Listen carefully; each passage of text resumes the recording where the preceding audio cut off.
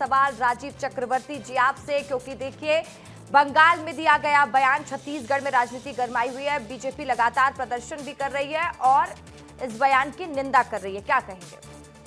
देखिए, बंगाल वो भूमि है जहाँ से स्वामी विवेकानंद जी ने जो अध्यात्म की मशाल जलाई, एनी बेसेंट से लेकर तमाम जो विश्व की जिसे हम कह सकते हैं तमाम लोग आए और वहाँ पर आध्यात्मिक ऊर्जा और शिक्षा की ऊर्जा की अलग जगाई, स्वाधीनता की ऊर्जा जगाई। वहीं से जो हमारे गुरुदेव रविन्द्रनाथ टैगोर जी ने कहा था निराला को कि तुम ही सुंदर, तुम्हारा वाक्य सुंदर, तुम्हारा शब्द सुंदर, अर्थात तुम सुंदर हो। एक साहित्य के रूप में उन्होंने कहा था तुम्हारे वाक्य सुंदर है, तुम अपने आप में सुंदर हो। तो सुंदरता की मसाल जलाने वाली जहाँ पे मिठास पैदा होती है, वहाँ पर इस प्रकार से अभद्रता की भाषा, अमर्यादित भाषा, असंसदीय भाषा, जिसे आप टीवी चैनल पर सुना नहीं पा रहे हैं, उसे मैं कह देता हूँ कि मुंडी काट कर ले आओ और उसे ट्रे पर सजा दो। इस प्रकार की भाषा बोलना, अभी मुझे पता चला, हमारे मित्र ही कह रहे थे कि कभी वो कांग्रेस में थी, कभी विश्व बैंक में नौकरी कर रही थी। तो इस प्रकार से कहना किसी सांसद का, ये बहुत दुखदाई है, ये बहुत असभ्यता है। और जिस जगह से आप सांसद हैं वहाँ पर ऐसे कहना, तो इसी कारण से कल बंग समाज के लोग और भारतीय जनता पार्टी के लोग उद्वेलित होकर माना थाने में जाकर उनके खिलाफ रिपोर्ट लिखाई है। देखिए, राजनीति की अपनी मर्यादा है, मनभेद हो सकता है बहुत सारे सवाल मामले पर। यही है कि जिस तरीके से बयानबाजी होती है और अमर्यादित शब्दों का इस्तेमाल किया जाता है, वो कितना सही है? क्या कहेंगे नितिन भंसाली जी आप इस बयान पर?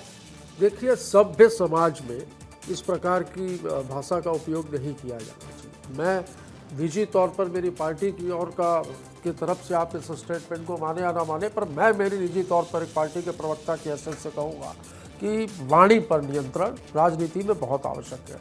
कुछ दिनों पहले भी एक मंच से बिहार के भारतीय जनता पार्टी के द्वारा ही भेजा गया उनका ही आदमी वहीं खड़े होकर जनता के बीच में देश के प्रधानमंत्री को गालियां बक रहा था, तो अपने ही लोगों को भेजकर अपने ही माँ बहन को ये गालियां बकवा रहे हैं। ये सारे दृश्य देखकर मन बहुत कुंठित होता है और ऐसा लगता है कि हम राजनीति में क्यों हैं। मुझे तो राजनीति से संन्यास लेने की इच्छा होती है ऐसे दृश्य देखकर। और कोई सभ्य समाज का या सभ्य परिवार का बेटा या बेटी ऐसी हरकतें देखकर कोई भविष्य में राजनीति में नहीं आएगा। निश्चित तौर पर बयानों की मर्यादा होनी चाहिए और बयानों की मर्यादा लगातार, जैसा कि सुनने में आ रहा है कि टूट रही है। भाजपा के द्वारा भी वरुण गांधी ने कहा था कि मैं गौ माता की कसम खाता हूं कि कोई हिंदुओं की तरफ बढ़ेगा तो उसका एक हाथ काट कर उसके दूसरे हाथ पे दे दूंगा।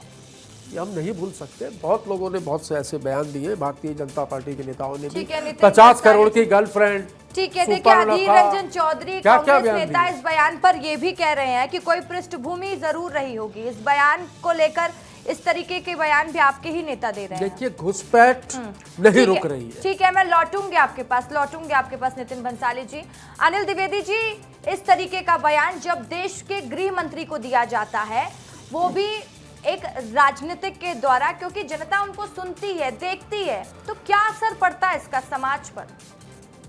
देखिए रसिका जी, निश्चित तौर पर ये बयान बहुत ही आपत्तिजनक है और नेताओं को ऐसे बयानों से बचना भी चाहिए, चाहे वो किसी भी राजनीतिक दल के हों।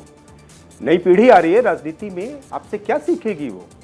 आप सांसद हैं, दूसरी बार सांसद चुनी गई हैं और कई पार्टियों में रही हैं राजनीतिक दल में, मोहिया मोत्रा की जहाँ तक बात हो रही है।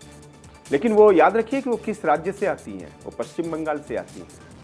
और पश्चिम बंगाल में, जैसा कि अभी हमारे भाई राजीव ने बताया कि वहाँ की क्या संस्कृति रही है, तो वो जिस पार्टी का नेतृत्व करती है, निश्चित तौर पर ये सवाल उस पार्टी पे भी सवाल खड़े होते हैं कि ये भाषाओं का इस्तेमाल होता कहाँ से है। और जिस घुसपैठ की वो बात कर रही हैं, अगर वो कह रहे हैं कि घुसपैठ होने पर ऐसा ऐसा ऐसा कर दें या जाना चाहिए, तो पश्चिम बंगाल में तो कई सालों से घुसपैठ हो रही है। वहाँ कितने चीफ मिनिस्टर रहे, खुद ममता बनर्जी 15-16 सालों से वहाँ राज कर रही हैं। तो ये बयान उन पर भी लागू होना चाहिए? आप तो उसी पार्टी के सांसद हैं, कहिए कि घुसपैठ यदि हो रही है तो मुख्यमंत्री के लिए ऐसा किया जाना चाहिए, पर नहीं। आपको राजनीति करनी है विपक्षी दल के नेता के ऊपर, आपके ऊपर सत्ता पक्ष के ऊपर, और इसलिए इस तरह के बयान बिल्कुल स्वीकार नहीं है। भारतीय की मर्यादा कहाँ है? मृगेन पांडे जी, आपसे सवाल रहेगा मेरा। हम लगातार देखते हैं कि बयान ऐसे दिए जाते हैं, कई राजनीति पार्टियों द्वारा, कई नेता द्वारा अमर्यादित भाषा का इस्तेमाल किया जाता है, तो क्या इससे समझे कि राजनीति का स्तर कितना गिर रहा है? देखिए, यहाँ जो दो पॉलिटिकल पार्टी के लोग बैठे हैं, कांग्रेस और बीजेपी, वो कह रहे हैं कि इस तरह की भाषा का इस्तेमाल नहीं होना चाहिए।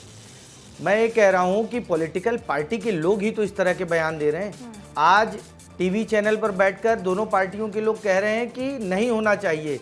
पॉलिटिकल पार्टी के नेताओं को सोचना चाहिए कि वो पॉलिटिक्स में मूल मुद्दे की जगह इस तरह के मुद्दों को क्यों बढ़ावा दे रहे हैं, इस तरह की आपत्तिजनक टिप्पणियों को क्यों सामने लाया जा रहा है, बोला जा रहा है और उसको पॉलिटिकल माइलेज के रूप में लिया जा रहा है। इसी महुआ मोइत्रा के बयान को लेकर टीएमसी पश्चिम बंगाल में बहुत अच्छा फील कर रही है। उनको ये लगता है कि उनके वोटर उनकी तरफ आएंगे।